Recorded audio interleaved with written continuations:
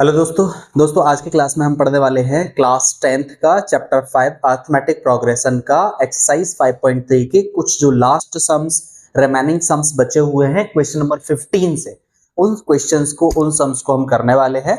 इससे पहले की क्लासेस में हमने इससे पहले के सम्स किए थे, इससे पहले के एक्सरसाइज हमने कर चुके हैं जिनके वीडियोस आपको इसी चैनल के प्लेलिस्ट 2024-25 में देखने को मिल जाएंगे। वहां से जाके आप इससे पहले के एक्सरसाइज, पहले के क्वेश्चंस के वीडियोस आप देख सकते हैं और अपकमिंग वीडियोस के लिए चैनल को सब्सक्राइब कर लीजिए जिससे कि टाइम पर आपको वीडियोस की नोटिफिकेशन मिलते रहे।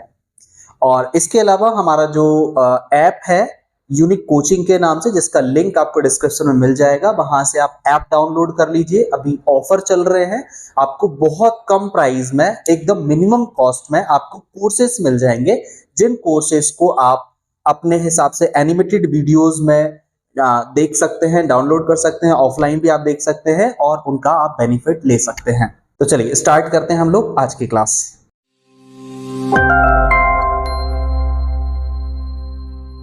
दोस्तों ये जो क्लास है जिसमें हम exercise arithmetic progression class 10th की एक्सरसाइज 5.3 की ये क्लास है। इसमें जो रिमेनिंग क्वेश्चंस बचे हुए हैं 15 से लेकर 20 तक, उनको कवर करेंगे आज की क्लास में हम इस वीडियो में। तो पहला जो 15 क्वेश्चन है वो क्या बोलता है उसको समझने की कोशिश करते हैं। A contract on construction job specifies, एक कॉन्ट्रैक्ट है, कॉन्ट्रैक्ट मतलब जिस पर हमने कोई, हिंदी में इसको जनरल लैंग्वेज में कहते हैं ठेका, कोई ठेका लेते हैं, कोई कॉन्ट्रैक्ट लेते हैं जिस पर कुछ स्पेशल काम होता है, उस काम को हमें करना होता है उस कॉन्ट्रैक्ट के अंडर में। ठीक है, तो एक कॉन्ट्रैक्ट है जिस पर कंस्ट्रक्शन जॉब के बारे में ये कॉन्ट्रैक्ट है, कंस्ट्रक्शन जॉब का ये कॉन्ट्रैक्ट है जिस पर स्पेसिफाई किया गया है, इस पर दर्शाया गया है, दिखाया गया है कि आपको पेनल्टी देनी पड़ेगी फॉर डिले अ कंप्लीशन। अगर आपने काम को कंप्लीट करने में डिले किया, जितना दिन भी डिले किया उतने डिले के हिसाब से आपको पेनल्टी देनी पड़ेगी। यानी कॉन्ट्रैक्ट में ये लिखा कि इस कॉन्ट्रैक्ट को इतने दिन में कंप्लीट करना है, इतने दिन में कंप्लीट नहीं हुआ तो इसके बाद जितने भी दिन आप एक्स्ट्रा लगाएंगे उस हर एक दिन के हिसाब से आपको पेनल्टी देनी पड़ेगी। तो वो है क्या, सर्टेन डेट एज फॉलोज, एक निश्चित डेट दे दी गई कि इस डेट में आपको ये कंस्ट्रक्शन जॉब कंप्लीट करना है और अगर आपने ऐसा उस डेट के अंदर ये कंप्लीट नहीं किया तो आपको पहले दिन, यानी उस डेट के, जिस डेट में आपको कंप्लीट करना है, अगर उस डेट तक कंप्लीट नहीं हुआ तो उस डेट के बाद पहले दिन आपको 200 रुपए की पेनल्टी लगेगी और दूसरे दिन आपको 250 रुपीज की पेनल्टी लगेगी, 300 रुपीज की थर्ड डे पेनल्टी लगेगी। इस तरह से आपकी पर डे के हिसाब से 50 रुपीज पेनल्टी बढ़ती जाएगी। प्रेसिडिंग डे, पिछले दिन से जितनी पेनल्टी लगी उसके अगले दिन आपको 50 रुपीज और पेनल्टी एक्स्ट्रा लग जाएगी। How much money the contractor has to pay as penalty if he has delayed to work by the 30 days. अगर कॉन्ट्रैक्टर उस काम को कंप्लीट करने में 30 दिन एक्स्ट्रा ले लेता है एक निश्चित डेट से, एक सर्टेन डेट से, तो उन 30 दिनों में उसे कितनी पेनल्टी भरनी पड़ेगी ये हमें इसमें बताना है। ठीक है, बहुत सिंपल सा सम है, सीरीज बनाते हैं पहले इसकी हम। Let it can be observed that these penalties are in APs। इस पेनल्टी को पहले हम AP के फॉर्म में जमाते हैं, having first as term as 200, जिसमें अपन देख रहे हैं कि पहले दिन अगर वो एक निश्चित डेट से अगर ज्यादा टाइम ले रहा है तो पहले दिन की जो पेनल्टी वो 200 है, उसके अगले दिन 250 रुपीज लगेगी, उसके अगले दिन 300 लगेगी, यानी हर दिन पेनल्टी 50 रुपीज के हिसाब से इंक्रीज हो जाएगी। तो फर्स्ट टर्म 200 हो जाएगा, कॉमन डिफरेंस सब में 50 रुपीज बढ़ता जा रहा है तो कॉमन डिफरेंस 50 है। Penalty that has to be paid it if he has delayed the work by 30 days. अगर उसने 30 दिन डिले किया तो 30 दिन के लिए, यानी उसकी ये सारी पेनल्टी ऐड कर देंगे, 30 दिन की पेनल्टी, तो वो अपना आ जाएगा कि 30 दिन में उसने टोटल कितनी पेनल्टी भरी। तो S30 हमें निकालना है। ठीक है, तो अब यहां पर S30 निकालने के लिए हम देखेंगे S30 SN का फॉर्मूला लगा देंगे, SN is equal to N upon 2 और 2A plus N minus 1 into T, ये फॉर्मूला हम यहां पर लगा देंगे। अब SN मतलब 30 डेज की पेनल्टी लग रही है तो 30 डेज उसने एक्स्ट्रा लिए तो N की जगह 30 लिखा है यहाँ पर अपॉन 2 और ये ब्रैकेट 2A, फर्स्ट टर्म हमारा 200 था प्लस ये प्लस हो गया N माइनस 1, यानी हमारे 30 डेज हैं तो N की वैल्यू 30 है, 30 माइनस 1 और D डिफरेंस हमारा 50 निकल के आता था। ये सारी वैल्यू हमने पुट कर दी, इसको कैंसिल करा 15 आ जाएगा, ये 2 का 200 में इंटू करा 400 आ जाएगा, 30 में से 1 जाएगा 29 बचेगा, 29 का 50 में इंटू करेंगे ये आ जाएगा, इन दोनों को प्लस करा तो 1850 आ गया, और फिर इनका भी इंटू कर देंगे हम, तो आ जाएगा हमारा 27,750 rupees.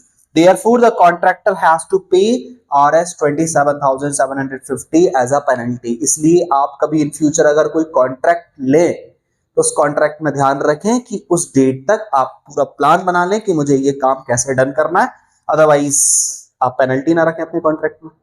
Okay, so next question हम लोग स्टार्ट करते हैं। Question number 16।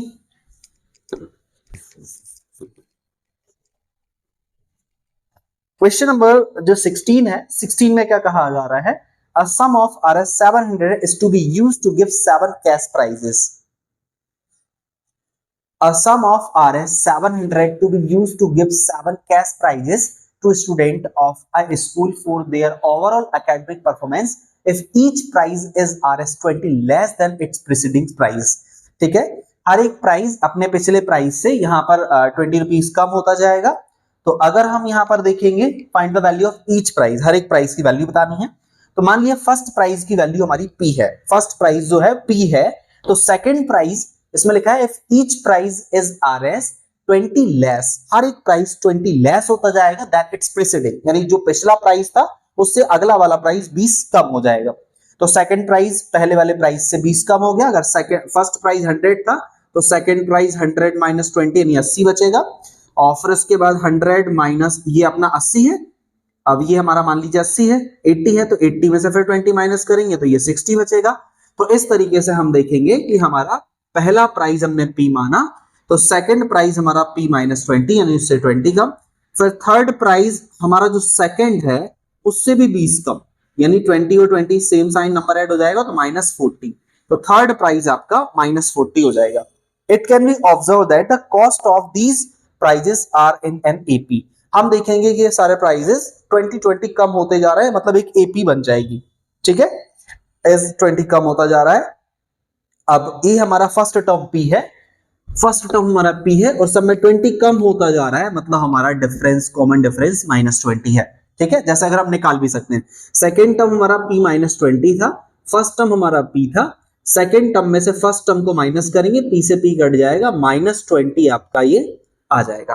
ठीक है, तो ये माइनस 20 आपका कॉमन डिफरेंस निकल के आ जाएगा। गिवन दैट हमें 7 प्राइजेस का सम दिया है कि टोटल 7 प्राइजेस का सम 700 दिया हुआ है, तो हमें एक एक प्राइस का वैल्यू बताना है। तो पहले हमने Sn का इसमें फॉर्मूला लगाया, Sn is equal to n/2 bracket में 2a plus n minus 1 into d. S7 n की वैल्यू 7 है तो n की जगह हमने यहाँ पर 7 रखा अपॉन 2, और ये 2a 2 इंटू a की वैल्यू हमने देखी थी P थी हमारी, तो हमने 2a और फिर 7 माइनस 1 और डी की वैल्यू हमारे पास माइनस 20 आ रही थी तो माइनस 20 रख दी।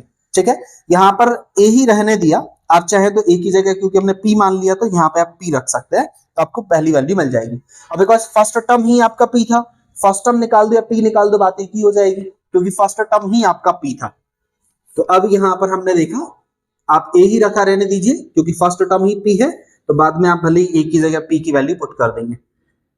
तो अब यहाँ पर ये हमने सॉल्व कर दिया, सॉल्व करने में हमने देखा 7 ऊपर है तो क्रॉस मल्टीप्लाई में नीचे आ जाएगा, जब 7 क्रॉस मल्टीप्लाई में नीचे आ जाएगा इक्वल के, तो ये 7 ये 100 निकल जाएगा, और फिर 2 जो है 2 हम इसमें क्रॉस मल्टीप्लाई में उधर भेज सकते हैं, 2 का दोनों में डिवाइड कर देंगे, तो 2 का हम पूरे इसमें डिवाइड करेंगे, तो 2 से ये 2 कट जाएगा, ए बचेगा, 2 से 6 कट जाएगा, 3 बचेगा, और ये सामने 20 है, ये 100 है। अब a प्लस और ये 3 का माइनस 20 में इंटू करेंगे 60, और सामने ये 100 है। अब माइनस 60 उस साइड चला जाएगा तो प्लस 60 हो जाएगा, तो a is equal to 100 plus 60 that is 160। I hope समझ में आ गया होगा। फिर से यहाँ से अगर कोई दिक्कत है तो बता देता हूँ, 7 क्रॉस मल्टीप्लाई में नीचे भेज दिया है हमने, और 2 को ये नीचे डिवाइड में है तो ये डिवाइड में आ गया है, और 7 में से बन गया तो 6। अब 2 का इसमें और इसमें दोनों बीच में प्लस लगा हुआ है, इसलिए 2 का इसमें और इसमें दोनों में डिवाइड जाएगा, तो 2 का 2 में डिवाइड गया a बचा, 2 का 6 में डिवाइड गया 3 बचा, और जो ये लिखा हुआ था वो लिखा है, जो ये लिखा है वो लिखा है, और 3 का इसमें इंटू कर दिया तो ये आ गया, और माइनस 60 उधर भेज दिया तो प्लस 60 हो गया, और ये आ गया a इज इक्वल टू 160। और पहला यानी ये फर्स्ट टर्म, a अपना फर्स्ट टर्म होता है, और फर्स्ट प्राइस हमने p मान रखा था, तो फर्स्ट प्राइस की वैल्यू आ गई 160। इसमें से 20 कम कर दो तो सेकंड प्राइस, फिर 20 कम कर दो तो थर्ड प्राइस, पहले प्राइस की वैल्यू हमारी 160 थी, उसमें से 20 कम कर दिया तो सेकंड, उसमें 20 कम कर दिया थर्ड, उसमें 20 कम कर दिया, 20 कम करते जाओ 7 प्राइस तक आपकी वैल्यू निकल जाएगी। ठीक है, तो आई होप ये समझ में आ गया होगा। क्वेश्चन नंबर 17 पर अगर हम नजर डालेंगे,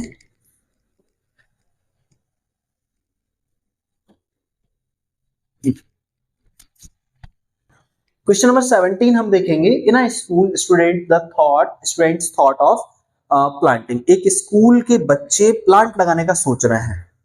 अच्छा सोच रहे हैं, आप लोगों को भी सोचना चाहिए। तो in a school students thought, students यानी बच्चों ने सोचा, और प्लांटिंग ट्रीज के, हम पेड़ लगाएंगे in around the school, school के चारों तरफ, टू रिड्यूस एयर पॉल्यूशन को रिड्यूस करने के लिए।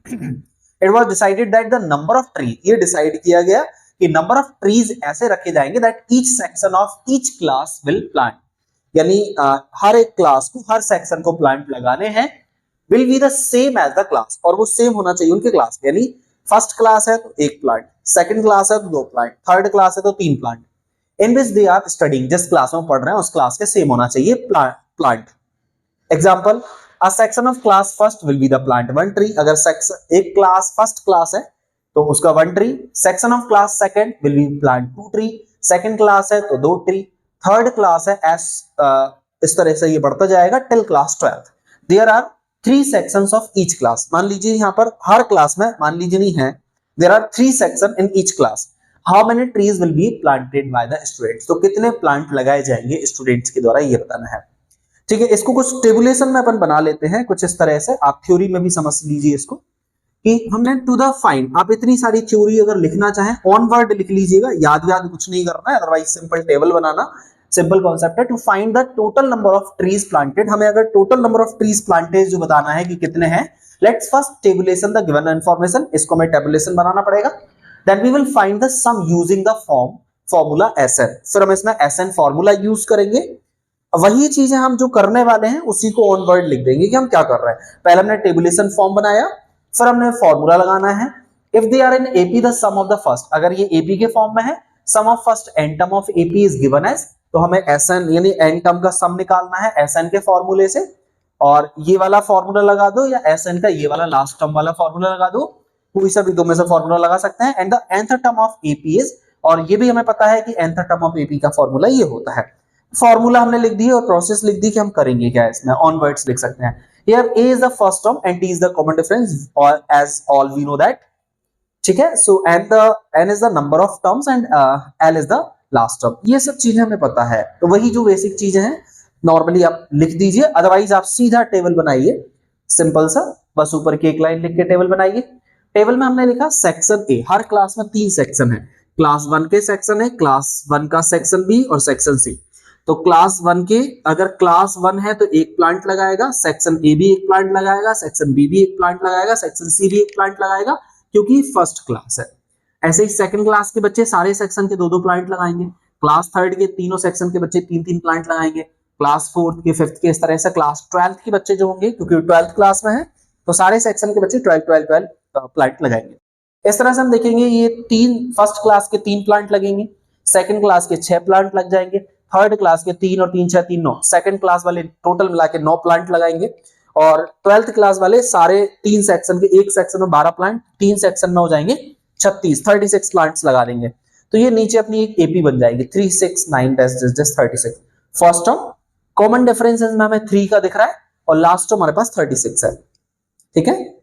ये कुछ इस तरह से एपी बन जाएगी। यहाँ पर first term a is equal to 3 दिया है, कॉमन डिफरेंस यानी second term minus first term, तो दैट इज 3, और फिर लास्ट टर्म हम देखेंगे नंबर ऑफ टर्म्स एंड 12, यानी फर्स्ट क्लास से लेकर 12th क्लास तक टोटल 12 क्लास है, तो नंबर ऑफ टर्म्स भी 12 होंगे।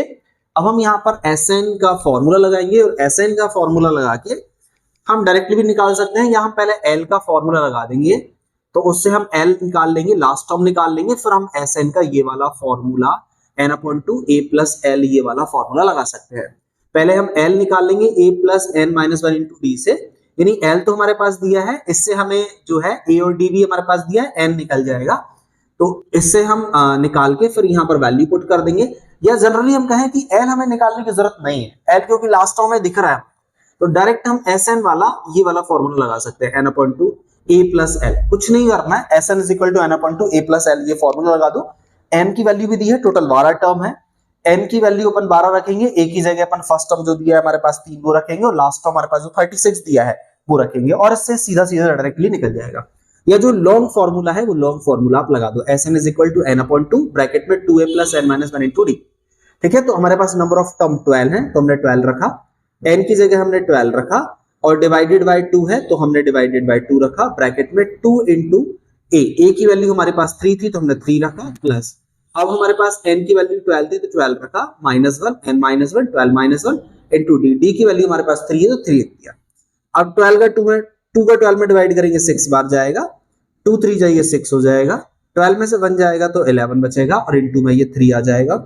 अब ये इंटू पहले करना पड़ेगा, पहले प्लस नहीं करते पहले इंटू करते, तो 11 3 जा 33, फिर इनको प्लस करा तो ये 39 और फिर इनको इंटू कर दिया लास्ट में, क्योंकि ब्रैकेट का मतलब इंटू होता है तो इसका इसमें इंटू हो जाएगा तो ये आ जाएगा 234। Therefore 234 trees will be planted by the student। पूरे 12 क्लास के हर एक सेक्शन के द्वारा सब मिला के टोटल 234 प्लांट्स लगाए जाएंगे। दैट इज मोर, बहुत ज्यादा प्लांट्स है, पूरा अराउंड स्कूल के लगाएंगे तो मजा आ जाएगा एकदम। ठीक है, पॉल्यूशन खत्म, एकदम फ्रेश एयर मिलेगी। चलिए सो नेक्स्ट क्वेश्चन हम देख लेते हैं 18th वाला। आप सब लोग भी ऐसा करें, अपने एनवायरनमेंट को हरा भरा और नॉन पॉल्यूटेड रखें। सो क्वेश्चन नंबर 18 हम देखेंगे, a spiral is made up of successive semicircle with the centers alternately at A and B, starting with the center at A of radius 0.5, 1.0, 1.5, 2.0. As shown in the figure, what is the total length of such a spiral made up of 13 consecutive semicircle? यहाँ पर आप देख रहे हैं कि semicircle बन रहा है, ये सेमी सर्कल बना, फिर सक्सेसिव यानी 0.5 बढ़ता जाएगा वो, और मतलब सेमी सर्कल, फिर ये अपना दूसरा सेमी सर्कल बन गया, फिर तीसरा सेमी सर्कल बन गया, फिर चौथा सेमी सर्कल बन गया, और इस तरीके से पांचवा सेमी सर्कल बन जाएगा। इस तरीके से सेमी सर्कल सक्सेसिव होता जा रहा है, उसकी रेडियस जो है 0.5 हर बार बढ़ती जाएगी। ठीक है, सेमी सर्कल। तो अब हमें यहां पर ये बताना है spiral is made up of कि 13 कॉन्जिक्यूटिव जो सेमी सर्कल होगा और उसकी what is the total length of such a spiral made up of 13th consecutive semi circle. Total length कितनी होगी उसकी, जो 13th नंबर का, जैसा ये पहले नंबर का, ये दूसरे नंबर का, ये तीसरे नंबर का, ये चौथे नंबर का, फिर ये पांचवें नंबर का, फिर उसके बाद छठवें नंबर का। तो सक्सेसिव जो सेमी सर्कल बनते जा रहा है, तो ऐसे 13th नंबर पर जो सेमी सर्कल बनेगा उसकी लेंथ कितनी होगी वो बताना है। ठीक है, पहले सेमी सर्कल का फॉर्मूला देखेंगे। सेमी सर्कल या पेरीमीटर ऑफ सेमी सर्कल या सरकमफेरेंस भी बोलते हैं, पेरीमीटर या semi circumference of semi circle pi r. Total complete होता है 2 पाई आर और आधा का निकालेंगे, यानी हाफ, सेमी मतलब होता है हाफ या आधा, सेमी मतलब हाफ या आधा, आधे का निकालेंगे तो 2 से डिवाइड कर देंगे जो कि बचेगा पाई आर। ठीक है, तो पहले वाले का L इज इक्वल टू, पहले वाले का रेडियस 0.5 होगा, तो पहले वाले का जो लेंथ होगा वो आएगा आपका 0.5, यानी रेडियस की वैल्यू पाई आर, रेडियस की जगह 0.5 रखा, पहले वाले की रेडियस 0.5 है तो ये हो जाएगा 0.5 मतलब 1/2, 0.5 का मतलब होता है 1/2, 2 का 1 में डिवाइड करेंगे 0.5, फिर पाई का 1 में इंटू करो तो ये पाई/2 सेंटीमीटर हो गया। दूसरे वाले सर्कल की रेडियस 1 सेंटीमीटर, ये हमें दिया है क्वेश्चन में, ज्यादा दिमाग नहीं लगाना, ज्यादा सोचना नहीं है। पहले वाले सर्कल की रेडियस 0.5 रखना है, यानी आर की वैल्यू पुट करते जाना है, रेडी मतलब रेडियस, पहले वाले आर की जगह, पहले वाले सर्कल में आर की वैल्यू 0.5, दूसरे वाले सर्कल में सेमी सर्कल में रेडियस 1, तीसरे वाले में 1.5, चौथे वाले में 2। ठीक है, तो पहले वाले में हमने आर की जगह, यानी ये जो पाई आर दिख रहा है, पाई आर, आर की जगह 0.5 रखा, 0.5 का मतलब होता है 1/2, यानी पाई/2 हो गया। दूसरे वाले में पाई आर में आर की वैल्यू 1 रखी, क्योंकि दूसरे वाले में 1 थी, पाई का 1 में इंटू करेंगे पाई। तीसरे वाले में 1.5 रखना है, तो जो कि हो जाएगा, इसका पॉइंट हटाएंगे तो नीचे 10 लग जाएगा, 5 से काटेंगे, 5 3 जा 10, 5 2 जा 10, 5 3 जा 15, 5 2 जा 10, यानी 3 पाई/2। तीसरे वाले में 3 पाई/2 हो जाएगा। इस तरीके से हम देखेंगे तो चौथे वाले में हो जाएगा फिर 2 पाई। ठीक है, 2 का पाई में 2, यानी चौथे वाले में रेडियस 2 रखेंगे तो 2 का पाई में 2 हो जाएगा 2 पाई। तो ये इस तरह से हमारी एक एपी बनकर तैयार हो जाएगी। ठीक है, ये एपी बन जाएगी इस तरह से। अब यहाँ पर ये एपी बन गई है, तो फर्स्ट टर्म की अगर हम बात करें तो ये फर्स्ट टर्म है। सेकंड टर्म डिफरेंस कैसे निकालते हैं, second term minus first term, ये फर्स्ट टर्म है। डिफरेंस निकालते हैं second term minus first term, तो ये 2 का पाई में इंटू हो जाएगा 2 पाई, 2 पाई में से पाई जाएगा तो पाई बाई 2, ठीक है, ये डिफरेंस निकल जाएगा। हमें 13th नंबर का जो है वो लेंथ बतानी है, तो S13 इज इक्वल टू निकालेंगे, we know that the sum of n terms of AP, SN का फॉर्मूला लगाएंगे, S13 n की जगह 13 रखेंगे, तो यहां पर ये हमारा वैल्यू निकल जाएगा। n की जगह 13 रखा, S13 निकाल रहे हैं, तो 2a, a की जगह हमने पाई बाई 2, a की वैल्यू पाई बाई 2 थी, n की जगह 13 रखा, 13 माइनस 1, d की वैल्यू भी पाई बाई 2 थी, ठीक है, 2 से 2 कट जाएगा, ये पाई बचा, 13 में से बन जाएगा तो 12 आएगा, ऊपर पाई है, फिर 2 से ये 12 काटेंगे 6 पाई हो जाएगा, 6 पाई और पाई हो जाएगा 7 पाई, और फिर इसको हम ऊपर इंटू कर देंगे, 13 7 91 पाई अपॉन 2, और फिर पाई की वैल्यू हमने रखी, पाई की जगह हम रखते हैं 22 अपॉन 7, पाई की जो वैल्यू होती है वो 22 अपॉन 7, तो ये रखा, और ये हमने 2 बन जा 2 2 बन जा 2 कर दिया, और 7 से इसको काट दिया, 7 बन जा 7, 8 9 7 3 21, 13 और 11 का इंटू करेंगे फाइनली तो आ जाएगा 143।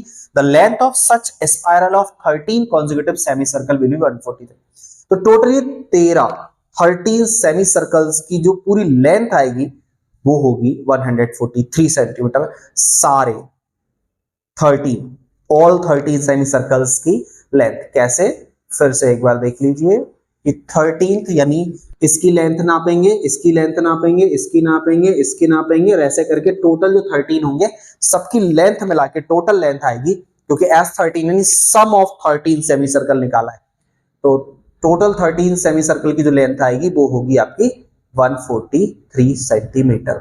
स्क्रीनशॉट ले लीजिए, या क्वेश्चंस को आप वीडियो पीछे ले जाके, वीडियो को रोक करके, वीडियो को पीछे ले जा करके आप दोबारा से सॉल्व करके देख लीजिए, समझ लीजिए। कोई दिक्कत हो तो कमेंट बॉक्स में कमेंट करके बता दीजिए। क्वेश्चन नंबर 13 में, question number 19 sorry, 200 logs are stacked in the following manner. 200 logs इस तरीके से जमाए गए हैं, 20 logs in the bottom row, 20 logs नीचे वाले रो में लगाए गए हैं, एंड 19 इन द नेक्स्ट, और फिर दूसरे वाले में 19, तीसरे वाले में 18, इस तरह से हर ऊपर ऊपर जाते जाते कम होता जाएगा एक एक row in the next row. In how many rows are in the 200 logs placed and how many logs are in the top row. तो ये कह रहे हैं in how many rows are the 200 logs, ठीक है, 200 लॉग्स में कितने रो बन जाएंगे, जैसे पहले वाले में 20 थे, दूसरे वाले में 19, तीसरे वाले में 18, ऐसे टोटल मिला के जब 200 लॉग्स हो जाएंगे तो ऐसे कितने रो बन जाएंगे ये हमें बताना है, और टॉप रो में कितने होंगे वो बताना है। सीरीज हमारी बन रही है 20 19 18, 20 19 18 17 16, ऊपर जाते जाएंगे, एक एक कम होता जाएगा। तो इस तरह से पहला टर्म हमारा 20 आ जाएगा, फर्स्ट टर्म हमारा 20 आ जाएगा, कॉमन डिफरेंस निकालेंगे, second term minus term first term that is -1 for this AP, first term हमारा 20 आ जाएगा, एंड डिफरेंस निकालेंगे second term minus first term, यानी 90 में से 20 जाएगा तो -1 बचेगा, और इसके बाद आगे बढ़ते जाएंगे हम, total let the total of 200 logs can be placed in the row. 200 logs हम प्लेस कर सकते हैं, SN इज इक्वल टू 200, ठीक है, SN is equal to n upon 2a plus n minus 1 into 2, SN यानी टोटल 200 लॉग्स है, total 200 logs है, total तो वैल्यू 200 दी है, n की वैल्यू हमें नहीं पता, a और d की वैल्यू हमें यहां से पता है, तो हमने a और d की वैल्यू पुट कर दी, टोटल कितने लॉग्स रखना है वही हमें बताना है, और टॉप वाले रो में कितने लॉग्स आएंगे वो बताना है। तो लेकिन 200 लॉग्स लगेंगे ये हमें पता है, लेकिन कितने रो बन जाएंगे वो हमें निकालना, मतलब n की वैल्यू हमें निकालना है। तो ये 200 रख दी, n की वैल्यू हमने नहीं रखी क्योंकि कितने रो बनेंगे लॉग्स के वो नहीं पता है, a की वैल्यू और d की वैल्यू हमारे पास थी तो वो हमने पुट कर दी, ऊपर हम देख चुके हैं, और ये 2 का इसमें क्रॉस मल्टीप्लाई हो जाएगा, 2 2 जा 4 400, और फिर ये अंदर बचेगा 2 2 जा 4 40, और n-1, तो -1 का n में इंटू करेंगे तो -n, -1 का -1 में इंटू हो जाएगा तो +1, और ये 40 और 1 हो जाएगा 41 -n, फिर n का इसमें इंटू करेंगे 40n, और n का n में इंटू करेंगे n², पूरा माइनस का n² इस साइड आएगा, प्लस का n², प्लस का 40n इस साइड आएगा, माइनस का 40n, 400 पहले से इस साइड था, इक्वल में कुछ नहीं बचा 0। इसको हम सॉल्व करेंगे फैक्टराइजेशन मेथड से, जैसे कि हम पहले भी इस तरह के पिछले एक्सरसाइजेस में कर चुके हैं, ठीक है।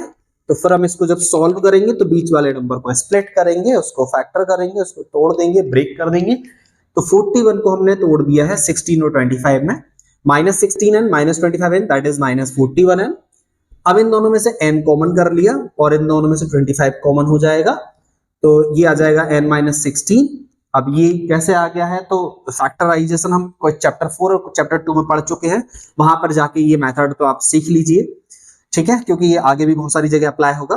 तो n-16 दो जगह है, एक बार लिखा n-25 बाकी बचा उसको लिखा, फिर n-16 इसके इक्वल में 0 लिखा, -16 उस साइड जाएगा +16, n-25 इसके इक्वल में 0 लिखा, फिर -25 उस साइड जाएगा +25। n की वैल्यू 16 आ रही, 25 आ रही, 2 आ रही। यहां पर पता नहीं चला कि इनवैलिड कौन है, लेकिन आगे जाके पता चलेगा कि इन दोनों में से इनवैलिड कौन है, क्योंकि दोनों ही पॉजिटिव है तो यहां तो इनवैलिड कह नहीं सकते हैं, ठीक है। आगे लेकिन समझते हैं जरा इसमें, अगर n की वैल्यू 16 और 25 में से पहले हमने मान ली कि n की वैल्यू अगर 16 हुई, फॉर्मूला ये लगाएंगे nth टर्म वाला, तो अगर मान लो n की जगह 16 रखा तो n की जगह 16 रखा, a की वैल्यू पता था, n की जगह 16 रखा और ये d की वैल्यू हमने पुट कर दिया, 16 में से बन जाएगा 15, 15 का -1 में इंटू करेंगे -15 और 20 में से 15 जाएगा 5, यानी ये 16 की वैल्यू आ जाएगी 5, ठीक है।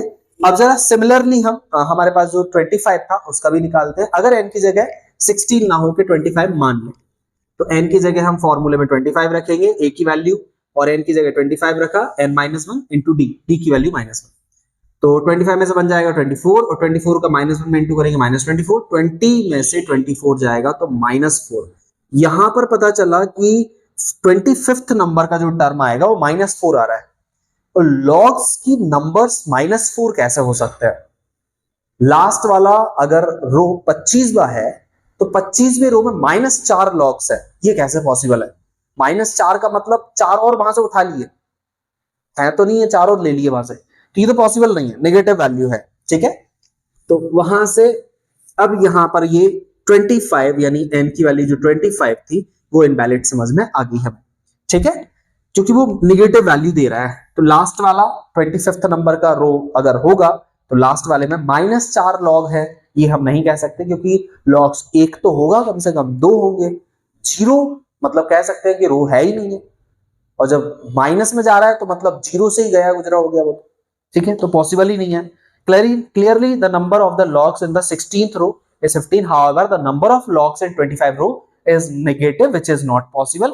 तो 16th रो लास्ट वाली रो होगी और 16th रो में 5 लॉग्स आएंगे, ये इसका फाइनल आंसर हो जाएगा। Therefore 200 logs can be placed in 16 row and the number of logs in the 16th row is 5। Last वाली लॉग्स में जो 16th रो नंबर की होगी उसमें 5 लॉग्स रखे होंगे। इस चैप्टर का और इस एक्सरसाइज का लास्ट सवाल है ये, इसको और समझते हैं, फिर हम चैप्टर को फिनिश करके नेक्स्ट क्लास में नेक्स्ट चैप्टर में मूव करेंगे। ये क्वेश्चन क्या बोल रहा है, इन अ पोटैटो रेस, एक पोटैटो रेस चल रही है, बकेट इज प्लेस्ड, एक बकेट रखा गया, चलिए उसको दिखा देते हैं जरा। एक पोटैटो रेस चल रही है जिसमें ये आप देख रहे हैं यहाँ पर, और एक बकेट रखी हुई है जी, कॉर्नर पे एक बकेट रखी हुई है, बाल्टी रखी हुई है, starting point at the starting point पर रखी हुई है, which is 5 metre from the first potato, जो कि फर्स्ट नंबर का जो पोटैटो है, फर्स्ट पोटैटो से 5 मीटर के डिस्टेंस पे है। ये फर्स्ट पोटैटो रखा है, यहां से यहां तक का जो डिस्टेंस है वो 5 मीटर है, ठीक है। And the other potato are placed in 3 metre, और दूसरा पोटैटो 3 मीटर पर रखा है, फिर उसके बाद 3 मीटर पे in straight line there are 10 potatoes in the line, और टोटल 10 पोटैटो रखे गए हैं इस लाइन में। पहला जो वो है 5 मीटर पर रखा गया, बाकी सब फिर 3 मीटर के डिस्टेंस में रखे गए हैं, ठीक है। अब हमें यहां पर यही बताना है, अ competitor starts from the bucket, एक कॉम्पिटिटर यानी 2-4 बच्चे होंगे, तो उसमें जो कॉम्पिटिटर है या 2 बच्चे हैं कंपटीशन कर रहे हैं कि कौन ज्यादा उठा पाता है, तो एक competitor start from the bucket, अगर कॉम्पिटिटर स्टार्ट करता है, बकेट से शुरू करता है, pick up the nearest potato, पहला सबसे पहला वाला पोटैटो उठाएगा, runs back with it, drops in the bucket, और फिर पोटैटो को उठा के वापस दौड़ के जाएगा, बाल्टी में रखने जाएगा बकेट में, फिर दूसरा पोटैटो उठाने जाएगा, run back to pick up next potato, runs to the bucket to drop it, फिर दूसरे वाले पोटैटो को बकेट में रखने आएगा, फिर तीसरा पोटैटो उठाने जाएगा, फिर उसको बकेट में रखने आएगा, ये इस तरीके से चलेगा। And she continues in the same way until all the potatoes are in the bucket, जब तक सारे पोटैटो बकेट में नहीं आ जाते तब तक ये काम करता रहेगा। What is the total distance the competitor has to run, तो टोटल कितना डिस्टेंस कवर करना पड़ेगा ये हमें बताना है।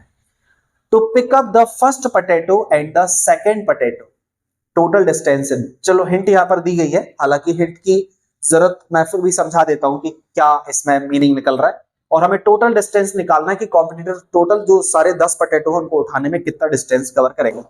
Pick up the first potato and the second potato.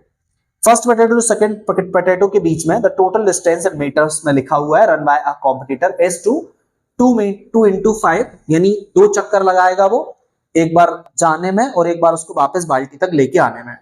ठीक है, फिर अगले वाले पोटैटो को उठाने में 5 मीटर तो जाएगा ही, और अगला वाला 3 मीटर दूर रखा हुआ है, तो 5 और 3 8 जाएगा, और 8 जाएगा और 8 वापस आएगा। तो इस तरीके से वो लगाएगा टाइम। जैसे यहाँ पर देख रहे हैं, यहां से यहां तक गया, 5 गया, फिर 3 और गया, 8 मीटर गया, फिर वापस रखने आएगा, फिर 3 मीटर और जाएगा, अगले वाले पोटैटो को उठाने में वो 11 मीटर जाएगा, फिर वापस आएगा, अगले वाले पोटैटो को उठाने में फिर 14 मीटर जाएगा, फिर वापस आएगा, अगले वाले पोटैटो को उठाने में फिर 17 मीटर जाएगा, फिर वापस आएगा रखने के लिए। तो इस तरीके से जाएगा आएगा जाएगा आएगा, तो हर बार 3-3 मीटर बढ़ता जा रहा है, और पहला पोटैटो 5 पर है। तो ये हमारा कुछ एपी इस तरीके से बन जाएगा 5 8 11 14 डैश डैश डैश इंफिनिटी तक। It can be observe that these distance are in AP. हम ये देख रहे हैं एपी में है, इनमें जो डिफरेंसेस है वो 3 का डिफरेंस चल रहा है, तो मतलब ये एपी में है। फर्स्ट टर्म हमारा 5 है एंड डिफरेंस हमारा 3 है, second term minus first term. और अब हम इसमें फॉर्मूला लगाएंगे। टोटल हमारे पास 10 पोटैटो है, तो 10 पोटैटो के लिए टोटल कितना डिस्टेंस कवर करना पड़ेगा, तो SN S10 का फॉर्मूला लगा दिया, और S10 का फॉर्मूला यानी M की जगह 10 रख दिया, A और D की वैल्यू आपके पास निकाल दी है अपने, तो N की जगह 10 रखा, A और D की जगह वैल्यू पुट कर दी हमने, और फिर इसको हमने सॉल्व किया। 2 5 10, 10 में से बन जाएगा 9, 9 3 27, और फिर इनको प्लस करेगा 37, 37 का 5 में इंटू करेंगे, तो ये फाइनल 185 आ जाएगा। As every time C has to run back to the bucket, therefore the total distance that competitor has to run will be the 2 times of it। हर बार उसको डबल डिस्टेंस कवर करना पड़ेगा, और उठाने के लिए एक बार वापस आके रखने के लिए। Total distance that the computer will run 2 into 185, तो 185 का इंटू करेंगे 2 में 370 मीटर। यानी हमने ये जो निकाला है वो एक साइड से डिस्टेंस कवर करने में निकाला है कि 10 पोटैटो को उठाने में वो कितने बार 10 पोटैटो की तरफ भागेगा, और फिर वहां से बाल्टी की तरफ भागेगा, इसलिए 2 का इंटू कर दिया, और 2 का इंटू करके निकाला। टोटल डिस्टेंस 370 मीटर करना पड़ेगा। इसका एक और तरीका हो सकता है, ये तरीका जैसे 5 8 11 14 अल्टरनेटिव तरीका, दूसरा तरीका है। यहां तक हमारा ये आंसर आ गया कि उसे 10 पोटैटो उठा के वापस बाल्टी में रखने में 370 मीटर का डिस्टेंस कवर करना पड़ेगा। दूसरा तरीका एपी हमारे पास दी हुई है, तो अब यहाँ पर distance run by the competitor for collecting these potatoes are 2 times. उसे 5 मीटर का डिस्टेंस 2 बार कवर करना पड़ेगा, अगर 5 मीटर जाने के लिए, एक बार 5 मीटर आने के लिए, 5 का डबल कर दिया 10। 8 मीटर तक का डिस्टेंस कवर करने के लिए एक बार 8 मीटर जाएगा और फिर 8 मीटर वापस आएगा, तो उसको कर दिया 16। फिर 11 मीटर डिस्टेंस पर है तीसरा पोटैटो, तो तीसरा पोटैटो उठाने के लिए 11 मीटर जाएगा, और फिर 11 मीटर वो वापस बाल्टी में रखने के लिए, डालने के लिए आएगा, तो 11 और 11 22 मीटर चलेगा। इसी तरीके से वो डबल होता जाएगा। तो ये एपी बन गया। अब इसका ए फर्स्ट टर्म हो जाएगा, और कॉमन डिफरेंस इसका निकल जाएगा 6, और इससे से S10 निकालोगे तो लास्ट में आपको मल्टीप्लाई नहीं करना है, सीधा आंसर निकल जाएगा 370। आई होप समझ में आ गया होगा। और ये हमारे इस चैप्टर का, इस एक्सरसाइज का लास्ट सवाल था। इसके बाद अगली क्लास में हम लोग करेंगे नेक्स्ट चैप्टर, यानी चैप्टर नंबर 6। और अगर वीडियो अच्छा लगा है तो लाइक शेयर सब्सक्राइब जरूर करें, और जिससे कि, और चैनल को सब्सक्राइब कर लें, जिससे कि टाइम पर आपको वीडियोस की नोटिफिकेशन मिलते रहे। एप्लीकेशन जरूर डाउनलोड कर लीजिए, जिसकी ऐप लिंक आपको नीचे डिस्क्रिप्शन में देखने को मिल जाएगी, वहां से आप ऐप डाउनलोड कर लीजिए। अभी आपको ऑफर चल रहा है, उन ऑफर में बहुत मिनिमम से मिनिमम कॉस्ट पर आपको कोर्सेस मिल जाएंगे जो आपको हेल्प करेंगे। एनिमेटेड वीडियोस में वो कोर्सेज दिए गए हैं, वहां वो आपकी हेल्प करेंगे, आपको और अच्छे से अदर सब्जेक्ट मैथ्स के अलावा भी साइंस और सोशल साइंस भी आपको समझने में हेल्प करेंगे।